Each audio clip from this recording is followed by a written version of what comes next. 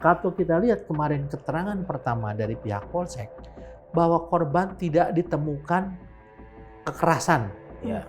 Sidik jari satu ada di sana, sidik jari korban, disimpulkan korban meninggal karena bunuh diri. Ini sangat prematur dan tidak profesional. Ketika dia melilit itu kan tangannya ada di mana? Dia menyelimuti diri. Gimana caranya? Apakah dia kelilingin ini dulu dengan lakban, lalu set dia masukin tangannya begini, nah waktu dia kelilingin mulutnya dengan lakban aja kan sudah nggak bisa napas. Iya. Sementara seorang autoerotic asphyxiation yang sudah menggunakan lakban pasti punya way out.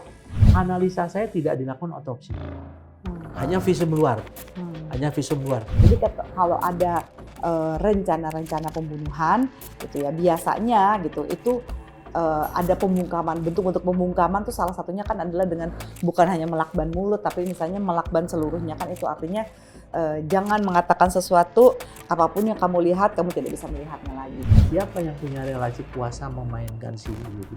Harus ditanya dong. That's right. Itu harus didalami kan. Ini harus dipertimbangkan loh. Untuk menjadi human trafficking, saya tahu itu mafianya kan banyak banget. Ada berapa mafia yang ditangkap, ada berapa mafia yang terganggu, ada berapa mafia yang tidak senang beliau hidup. Halo Sobat TN, ketemu lagi kita di Bang X Napi Diskursus Net. Musabab kematian diplomat muda dari Kementerian Luar Negeri, Arya Daru Pangayunan, 39 tahun, masih jadi misteri. Jasadnya ditemukan di dalam kamar indekosnya yang terkunci dari dalam dengan kepala terlilit lakban kuning dan tubuhnya tertutupi selimut biru. Pertanyaannya masih menggantung jawaban. Adakah dia dibunuh? Adakah dia bunuh diri? Atau adakah sebab lain, semisal kecelakaan? Tapi sebelum berangkat bersiniar, sila Sobat TN untuk subscribe dan nyalakan lonceng notifikasinya. Juga jangan lupa untuk follow akun Instagram kami di @diskursusnetwork.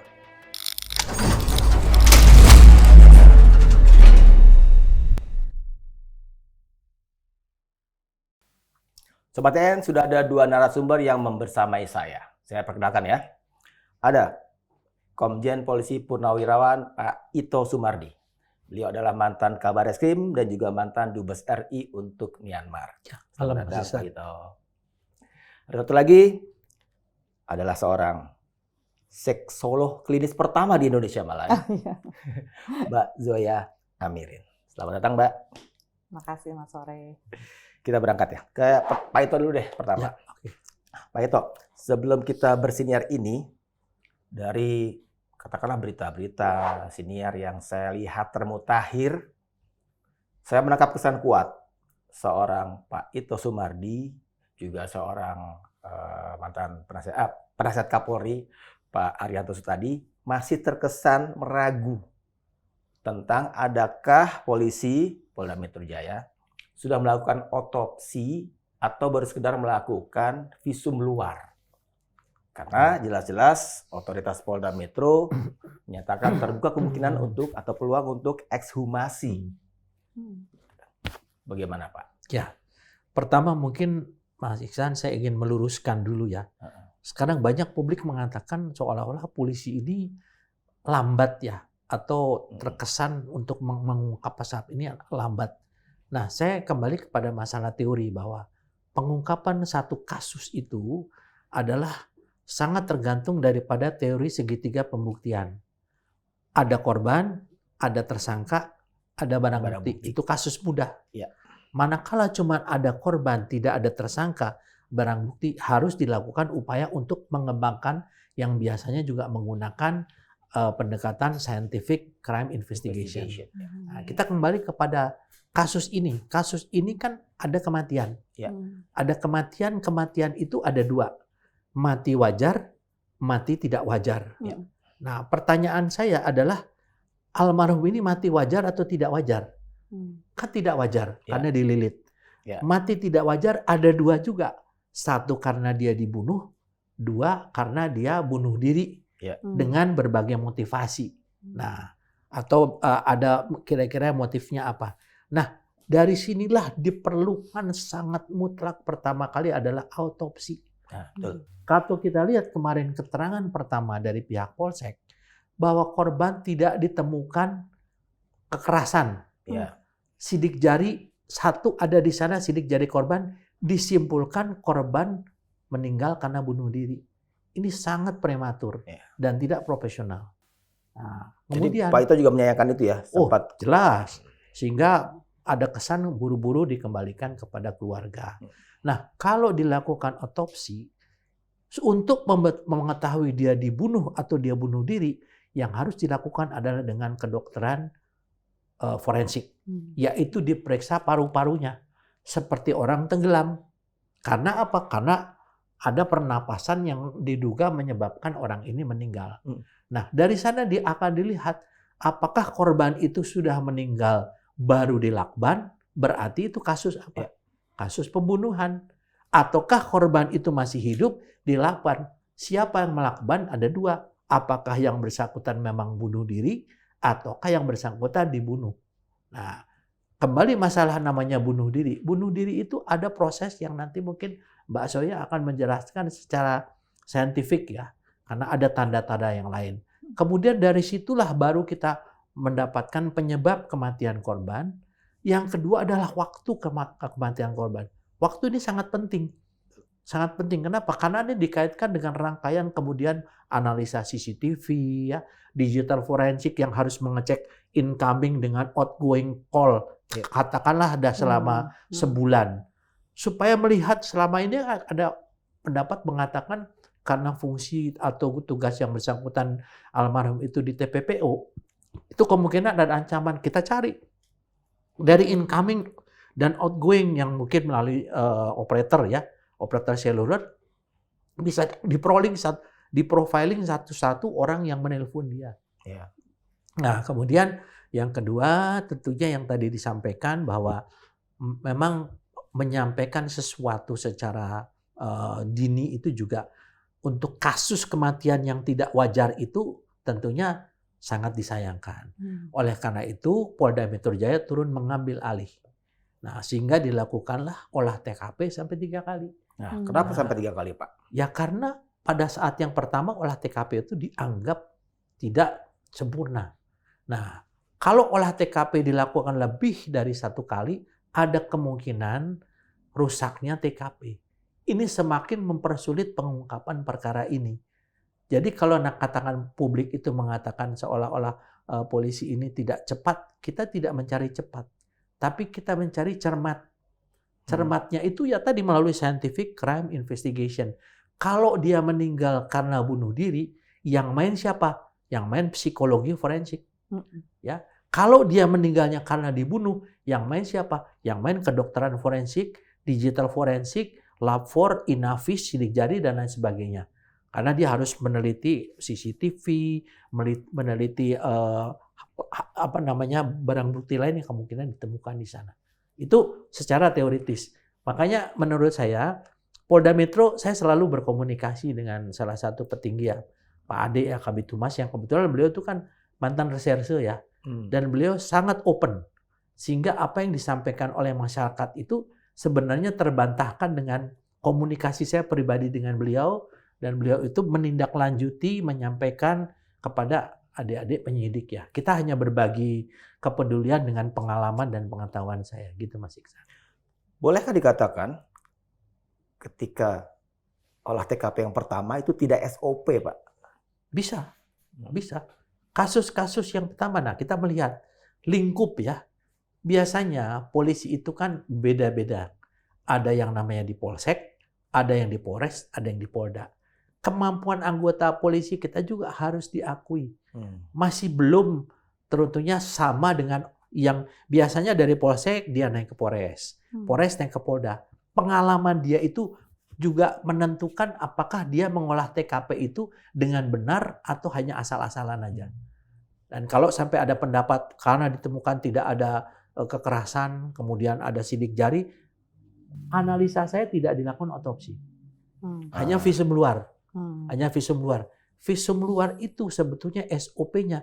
Kalau orang meninggal dengan tidak wajar, wajib diotopsi. Makanya ada kata-kata akan dipertimbangkan untuk dilakukan ekshumasi. Ekshumasi ini memang sesuai dengan pasal 1333 sampai 136 KUHP itu kan harus dapat izin dari keluarga. Tetapi penyidik juga bisa melakukan itu dengan ketentuan setelah 2 hari. Kalau tidak ada tanggapan, kita bisa. Nah, ekshumasi inilah yang membuka. Kita ingat kasus Sambo, ya. Kita ingat kasus Vina. Kita ingat yang baru-baru ini itu adalah kasus di Lombok, Brigadir Nur Hadi yang tadinya tenggelam akhirnya kan. Nah, ini juga sama kan. Karena apa? Semuanya meninggal dengan tidak wajar. Nah, oleh karena itu kata-kata yang disampaikan untuk ekshumasi itu akan dipertimbangkan, kemungkinan sudah dilaksanakan. Karena kan penyidikan ini tidak terbuka untuk umum meskipun untuk saya. Tapi saya bisa memberikan clue-clue untuk berbagi yang mungkin sudah dilakukan atau belum dilakukan, tetapi saya percaya karena memang kita akan mengungkap kasus ini, tidak menimbulkan pertanyaan, spekulasi, saya percaya adik-adik saya yang di Polda Metro telah melakukan gitu pasti. Jadi sebelum dimakamkan jenazah itu belum diotopsi ya Pak jadinya? Ini penegasan nih Pak? Saya kalau mengatakan penjelasan daripada Polsek bahwa tidak ada kekerasan dan hanya ditemukan sidik jari di atas, saya bisa mengatakan itu tidak dilakukan otopsi. Belum dilakukan? Ya. Waktu itu? Bukan belum, tidak lah. Tidak? Ya kan. Kenapa kan? Kenyataannya gitu. Tidak ditemukan kekerasan. Nah, mungkin kalau mengatakan terhadap korban dia meninggal karena tidak bisa bernapas.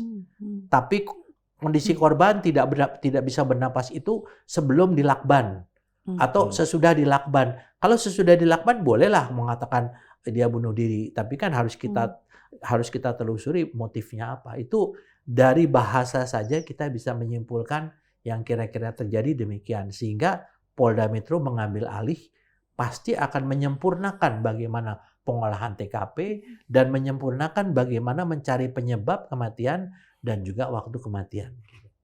Kalau ekshumasinya sudah dilakukan Pak jadinya? Mungkin. Saya nggak tahu. Kan ekshumasi kan bisa juga diumumkan, bisa juga tidak. Karena kan yang jenazah sudah di Jogja. Kita bisa melakukan, karena ekshumasi itu kan biasanya dilakukannya di makam. Gitu. Jadi Bapak nggak ada info, adakah ekshumasi itu sudah dilakukan atau belum? Karena Bapak kan akses informasinya kan kemana-mana, Pak. Kalau saya tidak mencari, bukan begitu ya. Jadi mungkin bagi saya adalah bagaimana mereka itu melaksanakan SOP untuk bisa mengungkap dan juga open menerima masukan dari luar. Itu bagi saya itu saja. Yang jelas saya komunikasi, mereka sedang menunggu hasil otopsi. Saya bicara sudah ya. Mereka sedang menunggu hasil otopsi. Berarti otopsi dilakukan. Apakah ekshumasi ataukah sebelumnya sudah dilakukan? Menurut saya ya kita tunggu aja gitu. Karena kata-katanya gitu kan. Siap, kami sedang menunggu hasil otopsi. Berarti sudah diotopsi kan. Selesai buat saya kan. Karena otopsi itu kan mencari penyebab dan mencari waktunya. Dari situlah asal mula pengungkapan satu kasus kematian seseorang. Saya lanjutkan nih Pak. 2 hari setelah kematian korban Arya Daru, Kapolda Metro menyatakan butuh waktu seminggu untuk kemudian polisi ambil kesimpulan.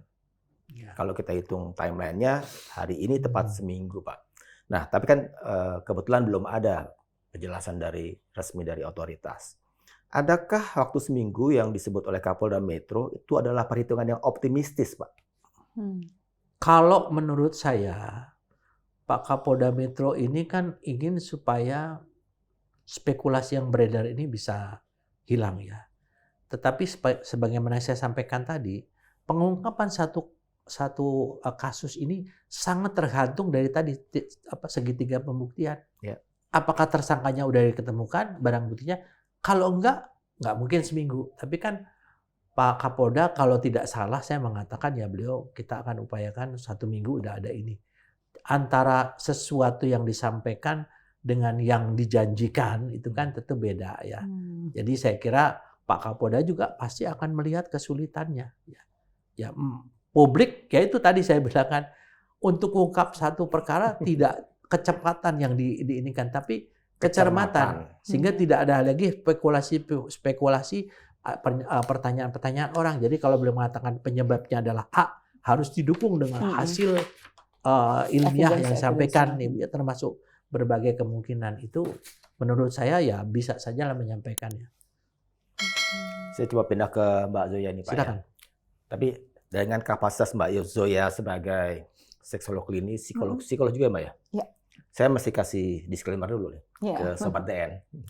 Bahwa Sobat DN, tayangan siniar ini tidak dimaksudkan untuk menginspirasi Anda melakukan tindakan bunuh diri.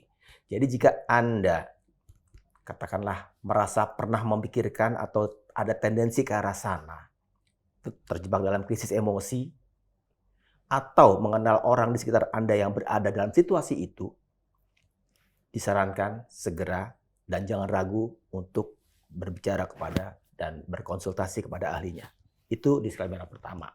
Yang kedua, saya juga harus katakan bahwa materi siniar ini tidak dimaksudkan untuk katakanlah menyudutkan keluarga atau kerabat korban. Kami sebagai media terverifikasi Dewan Pers semata-mata ingin juga berkontribusi membongkar fakta, mengungkapkan kebenaran. Tidak lebih dari itu. Sekarang saya tanya Mbak Zoya. Menilik kondisi jenazah yang nyata-nyata kita lihat semua di videonya yang tersebar, kepala seluruhnya bahkan ke arah bagian leher itu terlilit lakban kuning, tubuhnya tertutupi selimut biru, serta-merta ada aja spekulasi-spekulasi yang mungkin tidak terduga kemudian. Salah satunya mengarah ke katakanlah praktik-praktik seksual yang tidak wajar, yang ekstrim gitu. Bahkan belakangan ada yang menyebut sebagai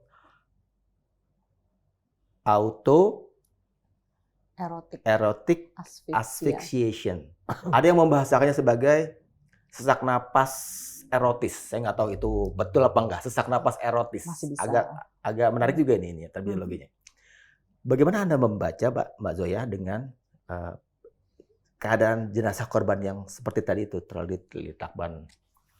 Ya, sebenarnya saya butuh lebih banyak informasi yang lebih detail. Tapi gini, ini aja ya.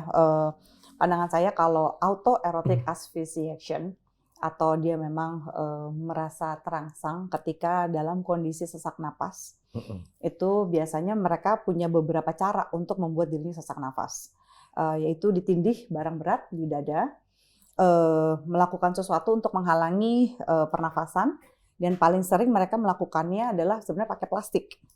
Ya, pakai plastik.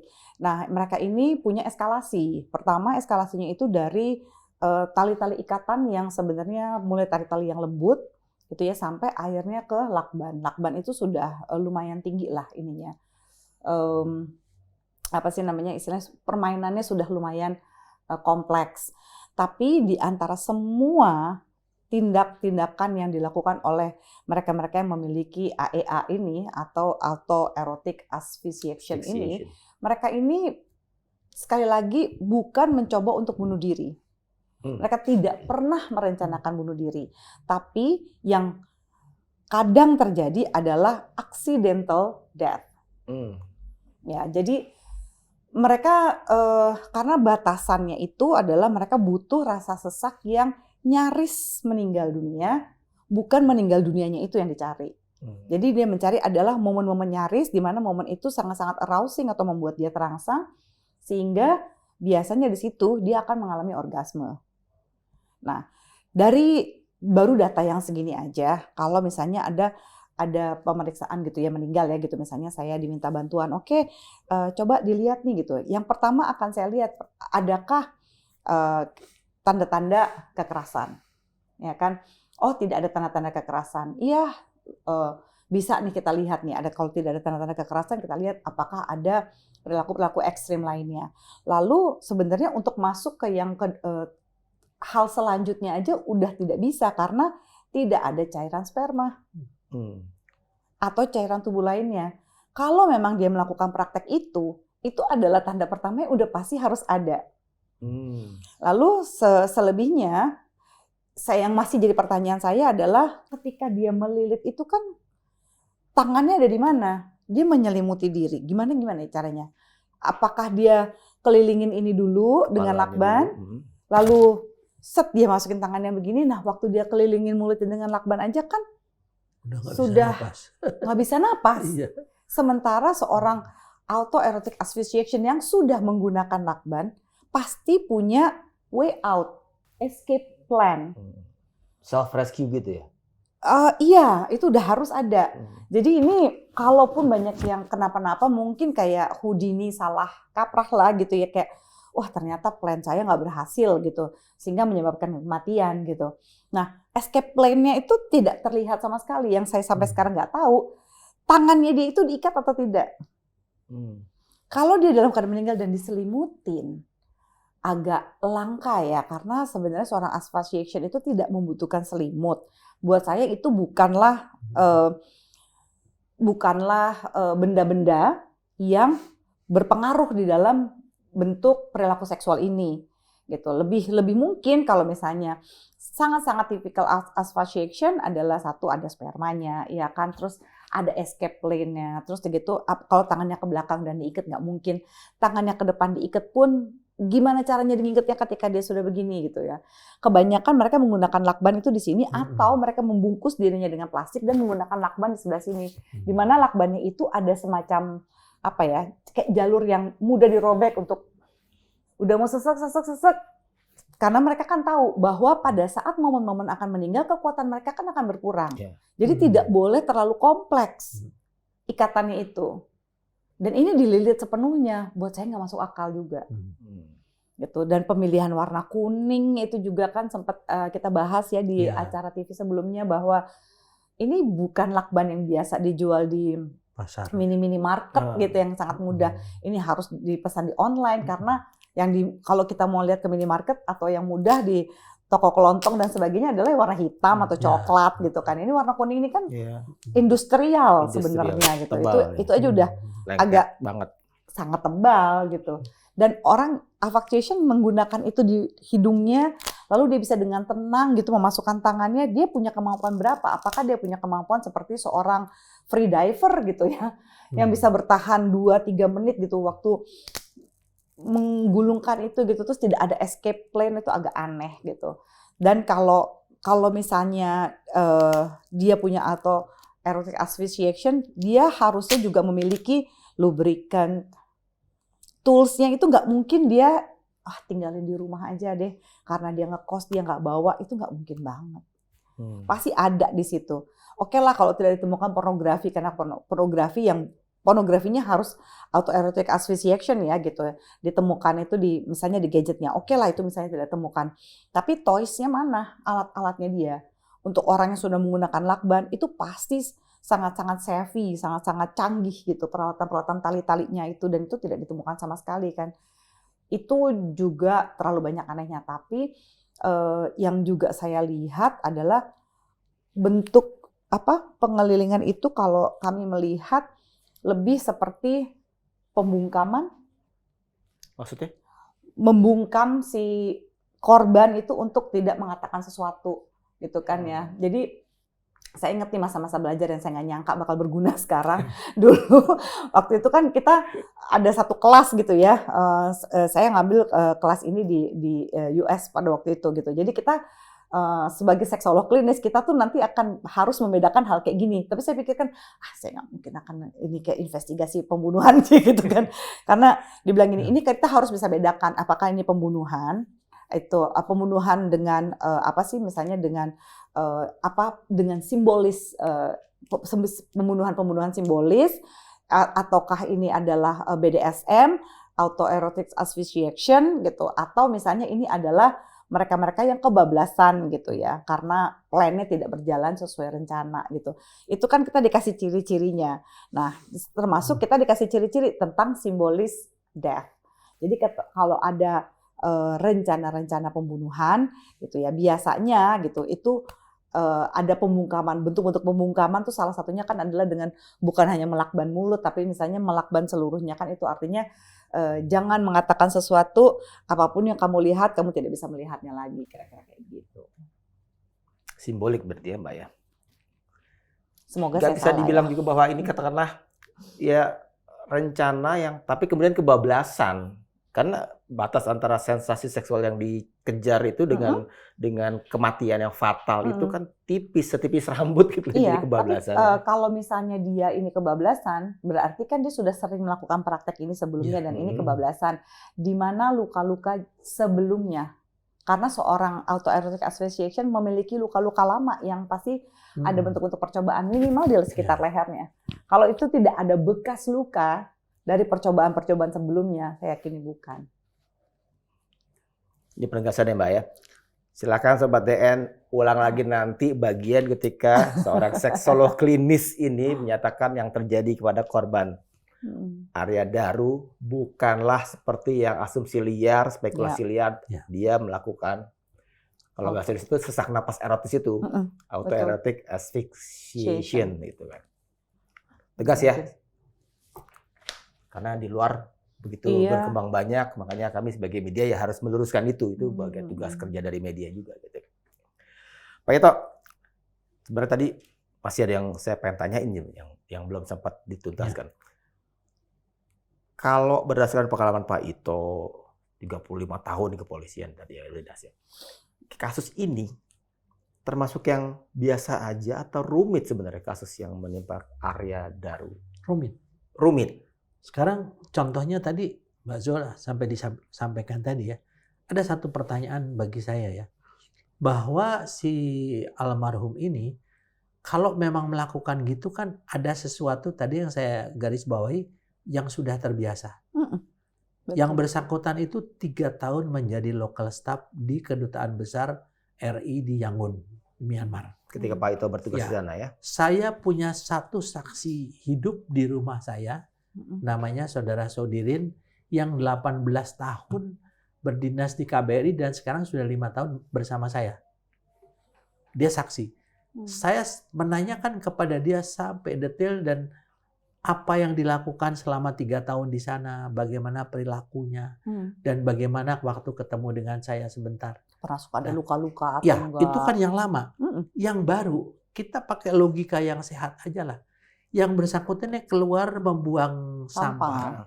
Kembali, tidak ada tanda-tanda sesuatu yang ibaratnya dia kan mesti yang berbeda dari perilaku kan. Ada 2 kemungkinan. Apakah mungkin ada orang yang sudah di dalam? Ataukah dia masuk di dalam baru orang masuk? Kenapa? Karena kalau memang dari sudut CCTV itu tidak blind spot, kita semua akan bisa melihat kan keluar masuknya siapa di sana. Ada lagi satu yang menurut saya memang harus didalami dan mudah-mudahan sudah didalami. Di atas itu ada timernya CCTV. Jadi ada satu yang meloncat kira-kira 23 atau 24 detik. Coba kita hitung 1, 2, 3, 4 itu waktu yang cukup untuk orang melakukan masuk ke dalam situ. Ya. Nah, kemudian satu lagi kita bicara masalah kunci elektronik. Kunci elektronik yang biasa digunakan di hotel masih sana. Itu kan kalau kita masuk, kita keluar dari sana, kunci itu pintu itu terkunci nggak? Terkunci dari mana? Dari dalam kan? Kalau saya misalnya dari dalam keluar, saya tutup pintunya dalam keadaan terkunci, otomatis terkunci kan? Satu hal lagi yang menurut saya yang sangat janggal adalah katanya istrinya korban ini meminta tolong penjaga kos untuk bisa dia memberitahu bahwa di telepon tidak ada.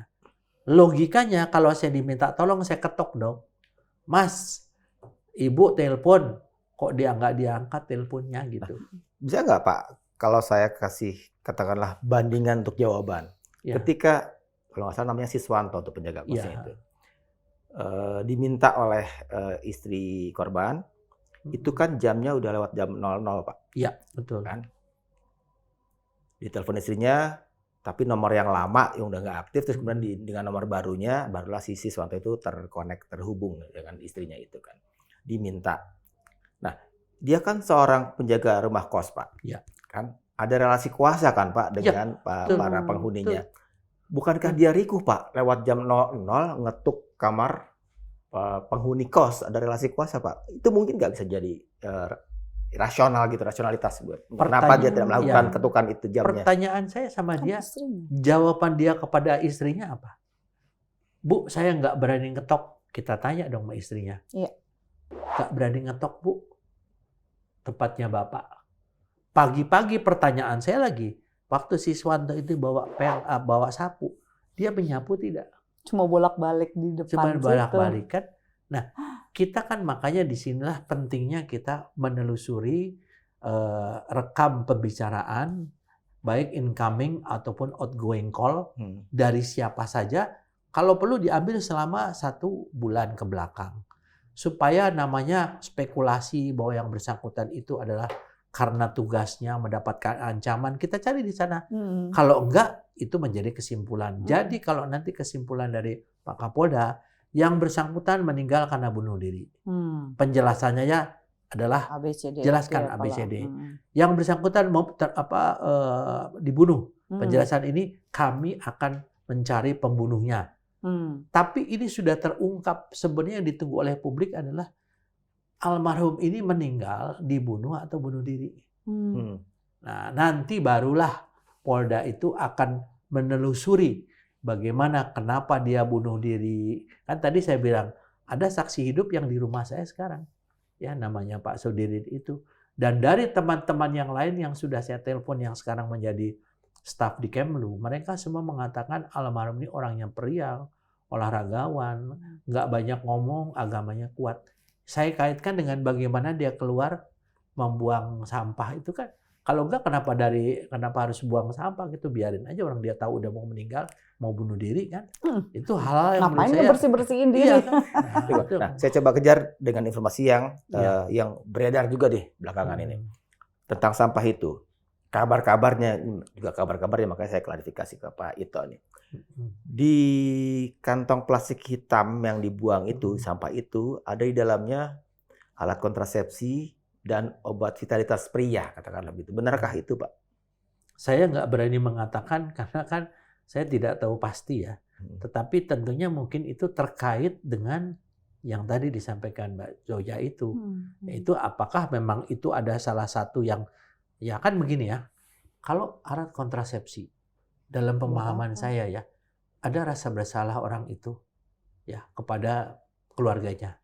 Ya kan? Bisa saja itu kan salah satu penyebab.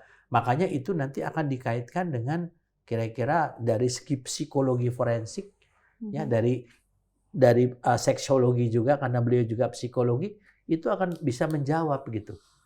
Salah satu motif kalau almarhum itu bunuh diri. Tapi kan sekarang yang dikejar caranya. Ya, kejanggalan. Yang kedua adalah motifnya.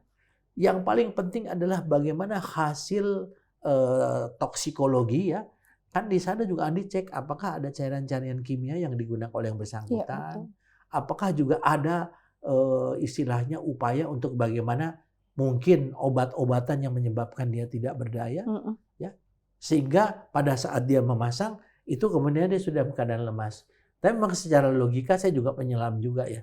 Secara logika tuh saya masih menganggap bahwa ini satu kejanggalan meskipun saya tidak mendahului satu kesimpulan. Ya. Makanya nanti kesimpulan itulah yang harus diberikan penjelasan-penjelasan yang tidak menimbulkan spekulasi.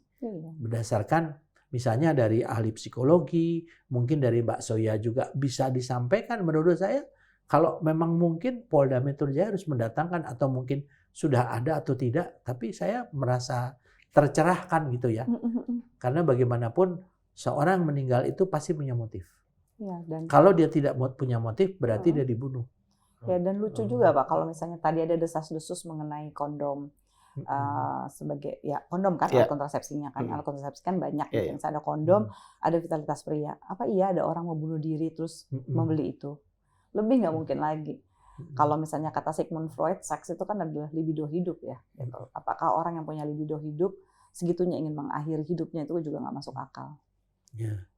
Mungkin satu lagi yang sekarang saya kan diplomat ya. Seorang diplomat itu sangat mendambakan dia posting di luar daerah. Kenapa? Karena dari segi kesejahteraannya, dari gajinya itu bisa 4-5 kali lipat dari kalau dia ditugaskan di Kemlu. Nah, sekarang yang perlu didalami adalah bagaimana hubungan asmara yang bersangkutan dengan istrinya. Dari rekaman pada saat di HP akan bisa diketahui satu, apakah yang bersangkutan memang punya hobi, mohon maaf, menonton film-film dewasa. Ya, mungkin di rekaman. Yang kedua, apakah mempunyai orang-orang lain yang dimungkinkan adalah merupakan wanita lain ya, wanita lain yang mungkin. Nah, kalau ini sudah bisa diperoleh, maka baru kita bisa mengambil kesimpulan bahwa yang tadi kan, apakah dia memang punya keinginan untuk dia melakukan sesuatu yang di luar daripada kebiasaan tadi ya, ataukah memang ada sesuatu yang merasa dia berdosa kepada istrinya. Karena yang bersangkutan ini orangnya baik, ya. Orangnya agamanya juga kuat, ya. Soal keadaan kontrasepsi saya juga nggak tahu ya, karena kalau menurut saya ada alat tersebut kan tentunya harus dilakukan penelitian secara ilmiah juga kan. Karena lucu, tapi kalau ada autoerotic asphyxiation itu nggak masuk akal dengan adanya kondom. Karena mereka kan nggak butuh itu, buat apa?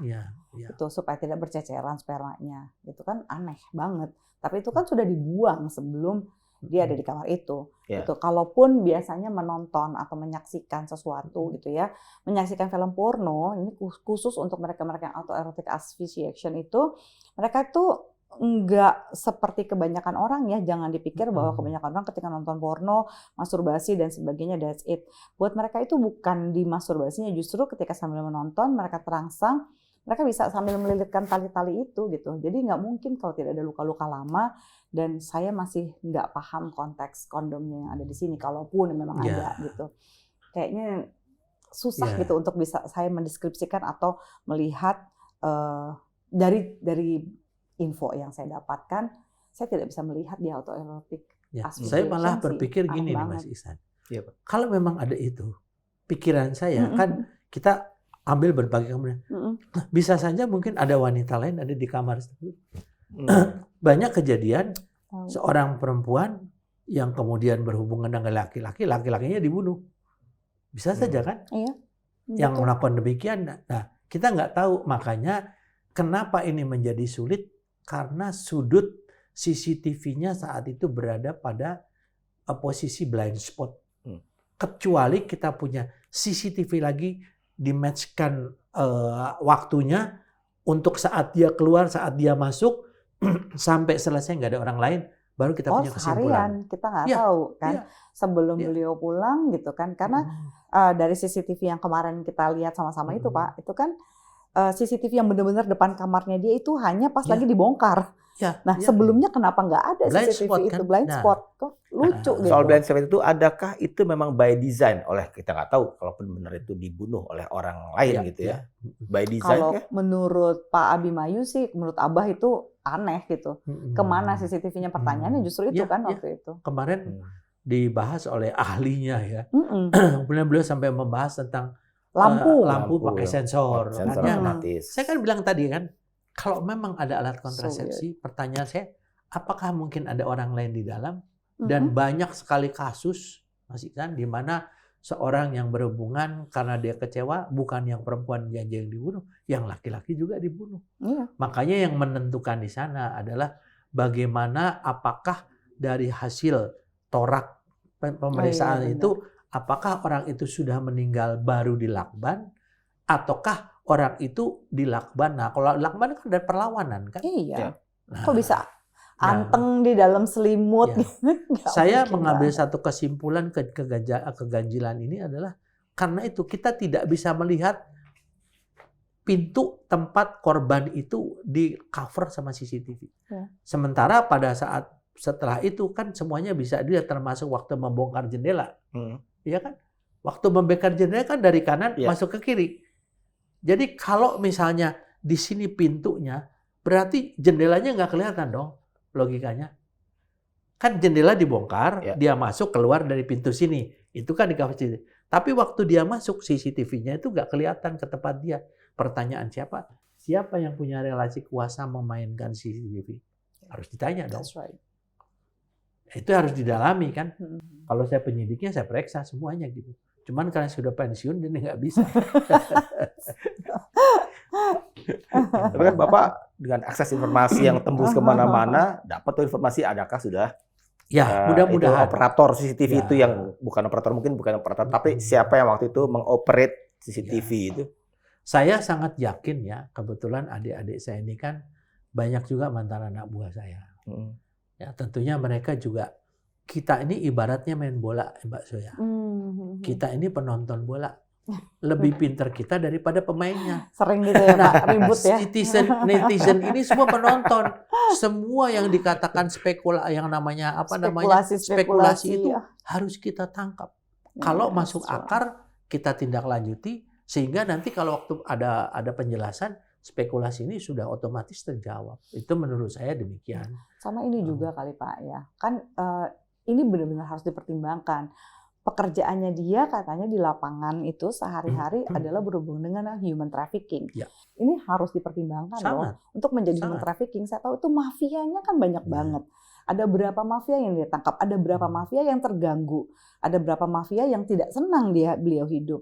Itu juga harus masuk dalam perhitungan. Mbak Zoya kan tahu, Mas Ihsan juga, kalau kita nonton film, di mana kita masuk, ada anak kita, mungkin ada siapa yang masuk ke dalam jaringan human trafficking. Yang dihadapi adalah mereka dengan bersenjata semua. Ya. Itu jaringan duitnya mafia. kenceng mereka. Jadi human trafficking itu ada 4. Yang pertama adalah digunakan untuk tenaga kerja ilegal.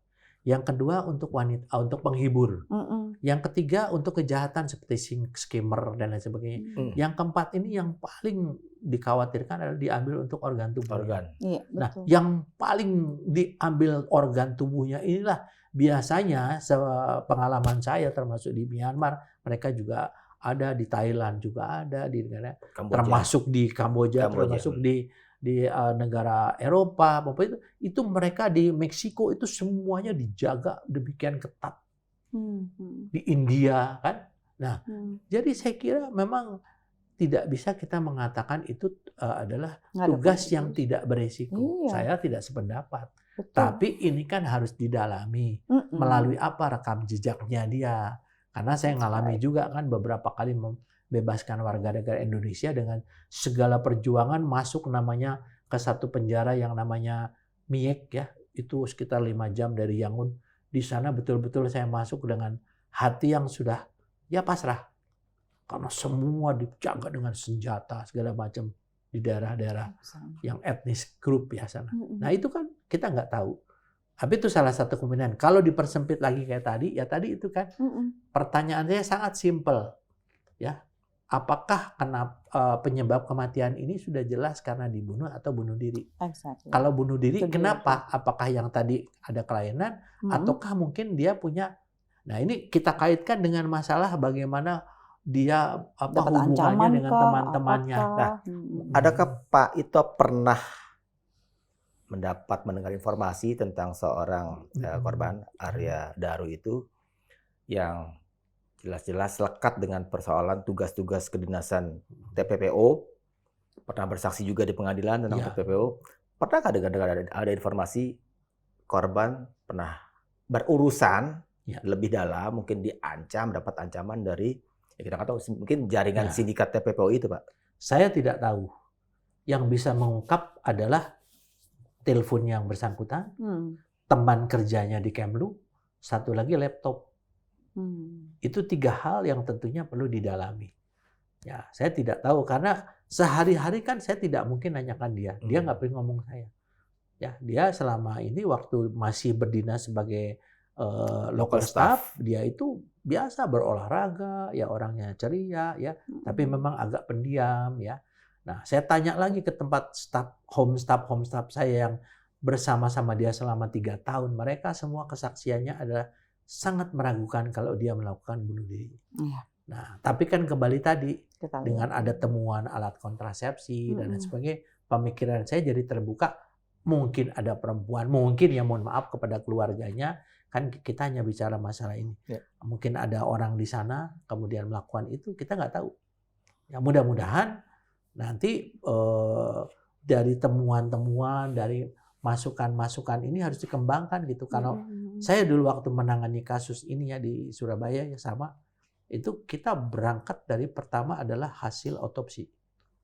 yang menyatakan orang itu dibunuh atau bunuh diri. Iya, Saya otopsi menangani pasti. kasus yang mirip. Ya. Mm-mm. Kemudian dari sana barulah kita mencari mengolah dari TKP. Kita lihatlah kalau film kan ada SCI ya, scientific atau CSI. Ya, CSI itu kan saya selalu melihat itu. Karena itulah yang sebetulnya wujud nyata yang diimplementasikan dalam cerita film. Tapi kita harus belajar itu dan tidak pernah dilakukan secara cepat. Iya. Karena tadi Ada kan proses kita satu-satu, tidak mengejar crime kecepatan, scene-nya. tapi kita mengejar kecermatan. Kalau memang asumsi, lagi-lagi ini asumsi, berdasarkan keyakinan teoretik Mbak Zoya tadi kan korban bukan pengidap autoerotic asphyxiation itu kan. Tapi tampilan seperti itu kan canggih ya Mbak buat culture kita yang ketimuran gitu kan. Itu kan Ketimuran tuh apa ya? ya dengan nilai-nilai ketimuran, apalagi dengan seksualitas yang dikatakanlah dalam wilayah yang abu-abu yang tabu begitu. Kok kalau misalnya dia dibunuh, misalnya bukan dia bunuh diri, ada inspirasi untuk menjadikan penampilan korban seperti itu.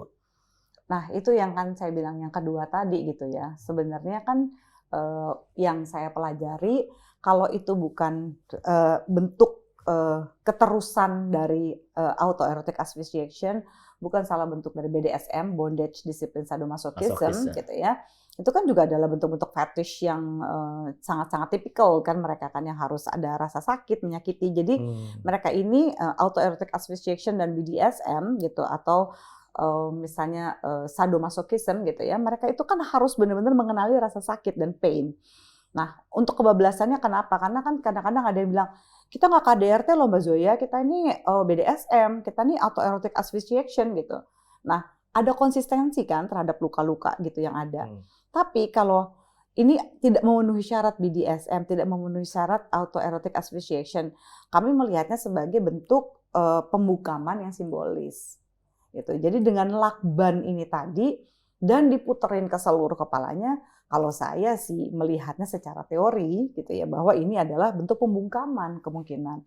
Nah, tadinya saya baru dengar sekilas kan susah juga ya kalau dengar dari wartawan kan beritanya segini informasinya lalu nanti beberapa jam kemudian nambah apa segala macam kan agak sulit juga gitu memproses sepotong-sepotong gitu ya. Tapi kalau misalnya sudah dengar dari Pak Ito, sudah dengar dari rekan-rekan pada malam itu, oh saya jadi lebih masuk akal. Kenapa ada pembungkaman kalau mau dilihat dari basic dari resiko-resiko pekerjaan yang ditanggung oleh almarhum kalau menurut saya gitu sebagai korban. Ternyata memang sulit gitu, apalagi Pak Ito tadi cerita tentang masuk penjara, menyelamatkan orang dan segala macam. Ini siapa nih yang dia ganggu gitu? Kalau saya malah melihat ini sebagai bentuk pembungkaman jadinya karena tidak ada kriteria autoerotic asphyxiation-nya gitu. Tidak ada barang-barang bukti yang menuju ke sana atau nggak tahu ya kalau ditemukan. Tapi kalau autoerotic asphyxiation dia punya percobaan itu seberapa kali? Nggak mungkin lehernya itu baik-baik saja. Mesti ada beberapa bentuk-bentuk di lehernya yang merupakan bekas-bekas luka yang lama gitu ya. Dan semuanya berbentuk tali biasanya gitu ya. Ada atau misalnya di dada gitu ada apa sih mungkin kayu yang besar atau apa yang biasa menindih gitu. Jadi kalau misalnya Pak Ito tadi mengatakan bahwa ini harus dilihat nih toraksnya, saya juga setuju tuh. Itu lebih jelas lagi. Kalau memang beliau memang memiliki fetish gitu atau parafilia perilaku seksual yang menyimpang berhubungan dengan autoerotic asphyxiation, pasti ada bekas-bekas luka di mana dia ditindih barang berat gitu di toraksnya. Dan itu khas sekali gitu. Kalau itu nggak ada, berarti ini kan adalah pembungkaman menurut saya. Ada satu yang menarik, Mas. Apa Pak? Tadi disampaikan ada kontrasepsi, misalnya sama Mbak Zoya. Kondom. Kalau ya kondom ya, kondom itu kan kalau digunakan pasti bisa mungkin ya bisa dilihat dari dua, dari sperma yang bersangkutan dan dari lawannya kan. Nah dari lawannya ini kan kita bisa meneliti siapa orang yang dicurigai yang pernah ke sana. Kita cek nanti alibinya saat itu ada di mana dia. Itu kalau benar itu ada kondom ditemukan ya Pak ya. Kalau benar kondom kan dicek dulu ya. Ini kan baru cerita. Ya. Kalau memang ada kondom, bagi saya seorang penyidik, saya akan cek langsung apakah betul Kalau itu Cairannya siapa kan aja nggak yang mungkin di dong situ? kalau namanya nggak digunakan dibuang. Kita lihat dulu dalam posisi kondomnya kan. Mm-mm. Kita nih balon yang belum udah dipakai sama belum dipakai kan beda ya pastinya. Kecuali Yang udah udah dipakai expired. kan, udah dipakai kan pasti dia ini ya mungkin ukuran. Melar. Kemudian kita cek dalamnya. Iya. Oh, betul dipakai oleh Lubrikasi. dia. Di luarnya kita lihat lawannya siapa. Mm-mm. Lawannya siapa baru ditelusuri adakah pernah orang ke sana. Nah, inilah kunci daripada kejujuran si pemilik kos dan penjaga kos. Iya. Penjaga kos lain yang mengatakan siapa-siapa yang pernah di sana harus kita lihat alibinya. Mm-mm. Kalau perempuan kita cek. Nah, kapan waktu dia kita cek lagi. Pada waktu kematian, maka di sini saya katakan pentingnya bagaimana autopsi itu menentukan penyebab kematian dan waktu kematian. Waktu kematian itu mengecek alibi orang-orang yang dianggap dekat dengan yang bersangkutan. Itu saya kira mungkin. Sejauh ini si penjaga kos tampaknya memperlihatkan banyak kejanggalan, Pak ya. Saya salah satu pengalaman saya dan insting saya yang perlu didalami adalah dari segi gerak-geriknya, Gerak-gerik perilakunya penjaga dia, kos. dari segi kewajaran. Kalau saya bilang, tolong dong ketok bapak, saya pengen ngomong sama bapak. Nah, kecuali kita di sini kuncinya istrinya. Ya. Pada saat minta dicek bapaknya, Apa jawabannya? apa jawabannya dia dan apa yang diharapkan? Ya True. dong. Masa Kenapa kita- sampai berkali-kali minta dicek karena mungkin ada Ya. unusual activity kan, berarti Mm-mm. biasanya dia ngelapor atau dia tadi janji mau ini. Karena sampai sengotot itu kan istrinya berkali-kali Ya. minta telepon, kan berarti ada sesuatu kan. Ada satu lagi Mbak Soya Mas Itan. Ya. Pada saat dibuka pintu itu, pertanyaan Oh, saya, ya. apakah nggak ada master? Nah, kalau saya punya Ya, namanya apa Oh, namanya? Kunci master ya maksudnya. Ya kunci master. Kalau saya punya tinggal di kos, kalau kebakaran terus saya masih tidur, gimana orang mau ituin bukanya? Semua orang pasti ada kunci masternya lah. Iya. Nah, kita Nggak tanyakan mungkin. kepada itu kenapa itu tidak digunakan. Nah, Kenapa jadi harus dicongkel-congkel? Saya heboh itu. banyak hal-hal yang tentunya harus didalami dan mudah-mudahan ini semua udah didalami. Sehingga dalam memberikan penjelasan tidak memberikan pertanyaan termasuk saya, termasuk kita ya, Iya, Mbak ya. benar-benar. Kita nanti politik akan bertanya-tanya kok jawabannya gini ya, Mbak. Nah, Malah bingung sama ini reaksi mereka waktu habis mencongkel. Congkel, jendela. Habis mencongkel gitu kan. Kalau kita tuh ada kayak dalam teori psikologi itu ada reaction to seeing unusual dead body. Ya, Itu ada teorinya sendiri kan, gimana dari psychological perspective gitu. Ada psychological response yang mungkin dilakukan sama orang, itu shock and disbelief. Satu fight, flight, or freeze, of course, iyalah ya kan, lari atau bilanginnya astagfirullah gitu kan, atau ya ampun gitu, atau apa gitu ya, dia ada reaksi fight atau freeze, nge-freeze gitu, dia diem gitu. Atau ada yang namanya sensory overload. Sensory overload tuh yang kayak ya, ini kenapa nih gitu. Jadi bukan flat, typical flat gitu ya, tapi dia kayak aduh nggak bisa memproses. Orang nggak bisa memproses kan kayak bengong gitu, shock. Ini langsung megang handphone, masuk ke dalam. Berdua loh ya, Mbak. Ada yang ada satu orang lagi gitu ya. Yang satu pergi kan, yang punya dia yang pergi. satu pergi Dia gitu masih ya. tetap Ini satu sambil merekam, tenang sekali ya. Buat saya secara psikologis itu agak aneh. Tidak memenuhi syarat beberapa kriteria psychological response khususnya ketika melihat unusual dead body. Kenapa unusual? Dilakban loh. Iya, betul. Itu kan pasti sensory overload ya. Ada beberapa orang sensory overload, ada fight, flight or freeze, ada shock and disbelief. Ini tidak memenuhi ketiganya. Cuma buat saya ini jadi tanda tanya besar. Karena mungkin CCTV tidak fokus betul ke wajah, jadi nggak tertangkap. Kebetulan CCTV yang kami lihat pada malam itu tuh yang dari sini. Jadi kelihatan sekali mukanya sangat jelas, dua orang itu jelas sekali. Jadi saya makin loh kok ini nggak memenuhi semua kriteria. Sangat janggal. Psikologis gitu. Dan kalau saya jadi penyidik, saya akan mengundang seorang ahli membaca wajah. Kan sering yang di TV itu ya. Micro expression. Micro expression. Nah, Paul Ekman. Paling tidak dia bisa memberikan masukan. Bagaimana orang ini. Saya akan katakan, saya juga bilang, si penjaga, biasanya orang yang menjaga satu tempat itu dia harus punya confidence. harus jago berantem atau orang bekas yang pernah Mm-mm. terlibat dengan kejahatan. Jadi Iya. udah biasa kan? Mm-mm. Nah, kita kan harus rekam jejaknya dia juga diselidiki Betul. ke belakang gitu kan, keluarganya. Betul. Ya, tapi yang paling menurut saya yang menarik di sini adalah bagaimana itu namanya CCTV bisa berubah dari Iya, blind benar. shot, dari blind. Kita sederhana aja Kok bisa sih membandingkannya. cuma di situ doang? Pada saat dia masuk, Kenapa nggak ada? kan pada saat dibongkar pintu berada di sebelah kiri, di kanannya jendela kan. Ya. Pada saat dia masuk pintu di sini berarti di kanannya tambah nggak kelihatan gitu kan. Betul. Secara Itu dari logika kan. dari kamera CCTV yang sama ya. Iya, kamera CCTV yang lama. Ini aja kan kita bisa bertanya-tanya, berarti ada perubahan posisi Angle-nya siapa berubah. yang merubah Angle kamera. CCTV itu. Karena waktu pertama kali dia ngecek itu kan dia kan nggak kelihatan. Yang kedua pas membongkar dia kelihatan. Iya. Nah, kalau menurut saya ini sesuatu yang harus diselidiki, Iya. apakah memang ini sudah direncanakan atau tidak. Iya, kalau misalnya Hmm. kayak petugas koroner gitu ya, first respond dan sebagainya yang sudah mempersiapkan dirinya untuk melihat keanehan crime scene, bisa dimaklumi kalau mereka tuh mungkin menahan diri, mungkin mengelola atau apapun pressure psychological yang mereka coba tahan gitu pada saat bekerja gitu ya. Makanya benar juga kata Pak Ito tadi, mesti dia juga mungkin dia dulunya petugas koroner mungkin Ya, atau iya. apa yang sudah biasa melihat jenazah gitu, bisa dengan secil itu kan gitu ya, karena ada kognitif disonan kan yang pasti Ya. dialami oleh orang ketika Ya. menghadapi mayat gitu ya yang tidak biasa gitu.